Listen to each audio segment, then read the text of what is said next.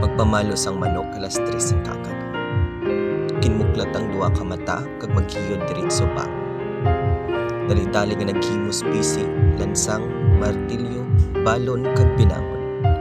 Ginhubad ang sapat sa turil sa latagon, gapangusang sak kalapin. Kinkayo ang guta sa bangbaang sang bangon-bangon.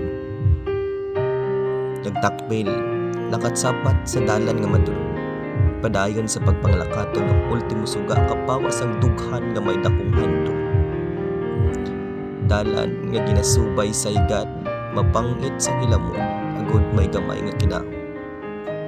Isa, dua, pila ka sa paisipa ang suba, ang bagili kag ang dalipi, ang makitid nga dalanon, ang pilas, ang takason, ang dulhugon, ang hamod, ang kagulangan, ang mariit nga talon.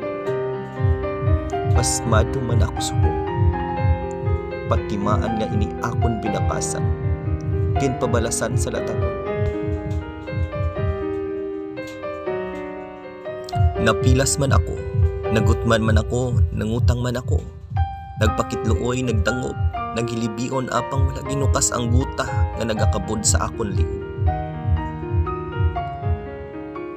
Ang guta nga nagapabugat, ini akon ginpunduhan kag naginhawas ang madalom, dala panumdum ano ang madason. Ikaw bala, magpaulipon sa dinak-an nga kapigaduhon kag sa matamis nga kararuton.